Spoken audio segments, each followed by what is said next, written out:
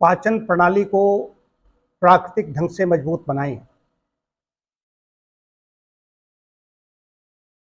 गलत जीवन शैली के कारण अधिकांश लोगों की पाचन प्रणाली खराब रहती है। जो भी आता है वो कहता है पेट साफ नहीं होता है, गैस बनती है, किसी को कोलाइटिस है, किसी को गैस्ट्राइटिस है, किसी को अल्सरेटिव कोलाइटिस है, यहाँ तक कि कोलन कैंसर तक हो रहा है। फिर मलाशय के रोग हैं, किसी को पाइल्स है, फिशर है, फिस्टुला है, ये सब समस्याएं उसी से जुड़ी हुई हैं।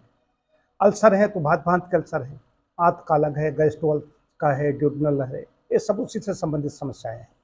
किसी के मुंह में छाले हो रहे हैं, मुंह में छाले का सीधा संबंध पाचन से है, संबंध पूरे शरीर का पाचन से है।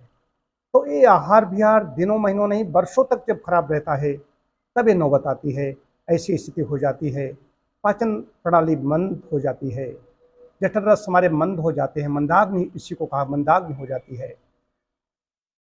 सर्वे रोगापि मंदाग्नौ, उसके बाद में सारे रोगों का बस प्रारंभ होना शुरू हो जाता है। शरीर में ऐसा कोई रोग नहीं है जो हो न सके। ऐसा क्यों हुआ, क्या कारण है? तो कारण सबसे पहला ये है, मुख्य कारण, कि हम अपने शरीर को बाहरी हाथ पैर कमर ऊपर से पूरे शरीर को हम आराम दे रहे हैं, लेकिन अंदर की पाचन प्रणाली को हम आराम नहीं देते। यदि सोने का समय निश्चित न होता, यदि मनुष्य नींद न लेता होता, आजकल वैसे भी नींद लोगों को कम हो गई है, 4-5 घंटे सो रहे हैं, कुछ लोगों को भी नहीं आती है, दवाई खा करके सोते हैं। यदि लेटते हैं तब सो जाते हैं, उस काल में ही उपवास हो पाता है, व्यक्ति नहीं खाता, नहीं व्यक्ति बराबर खा रहा है। जब बराबर खाते रहेंगे तो पाचन प्रणाली हमारी, पाचन तंत्र भी थक जाता है, पचाते पचाते थक जाता है। इसलिए कहा गया, हमारे यहाँ ऋषियों मुनियों ने कहा उपवास। हर संप्रदाय में, हमारे सनातन संस्कृत में, क्रिश्चियन, मुस्लिम, हर जगह उपवास का विधान है। उपवास से पाचन प्रणाली आराम करती है, वो फिर से पचाने योग्य बनती है।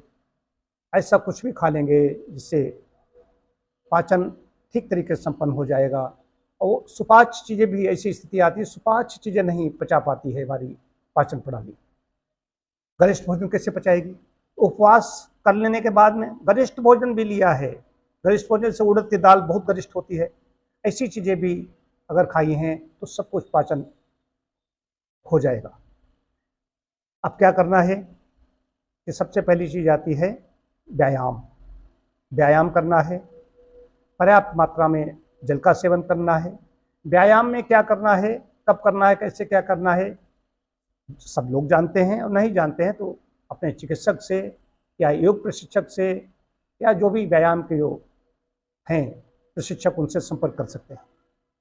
पानी पीने की बात आई तो पानी पीने का उपयुक्त समय है सुबह सो करके उठने पर, रात को सोते समय, नाश्ते और भोजन से 1 घंटे पहले, 1-1.5 घंटे बाद। इसके अलावा जब पेट खाली रहे तब पानी पीना चाहिए।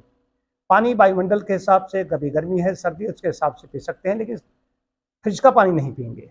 गर्म, गुनगुना या ताज़ा या घड़े जैसा, मैं घड़े का पानी सेवन कर रहा हूँ आजकल। इसके बाद में आहार। अब आहार कैसा होना चाहिए?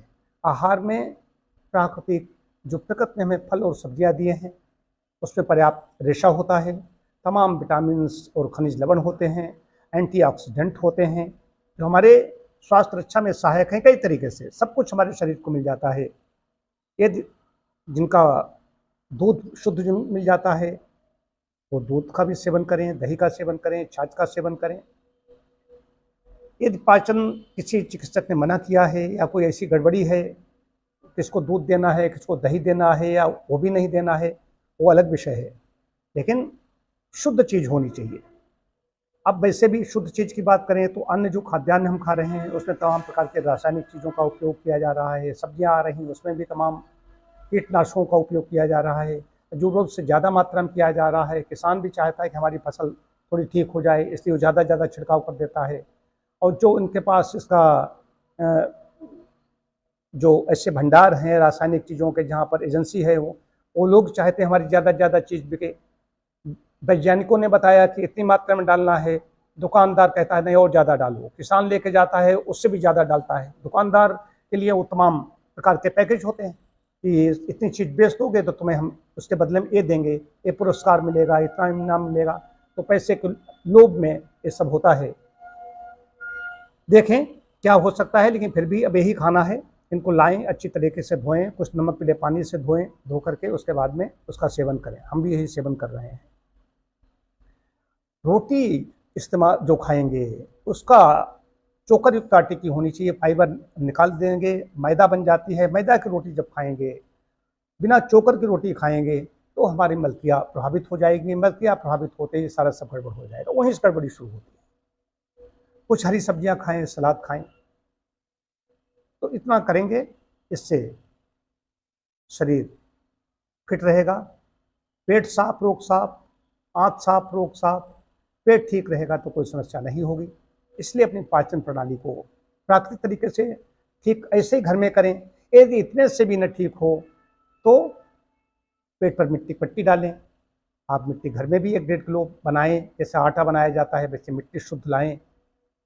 शुद्ध होनी चाहिए, स्वच्छ होनी चाहिए, तालाब की, गहरे तालाब की, या 2-3 फीट नीचे की ज़मीन की खोदने के बाद मिट्टी मिले उसको लाइए, उसको भिगोइए, फिर बनाइए, इसकी विधि सीख लीजिए, पेट पर डालिए 35 से 40 मिनट, इतना कीजिए। यदि इतने से भी न जाए तो प्राकृतिक चिकित्सालय में जाएं, वहाँ पर आंतों का संशोधन किया जाएगा, कई तरह के उपचार दे दिए जाएंगे, आंत को बिल्कुल धो दिया जाएगा और पाचन प्रणाली मजबूत हो जाएगी।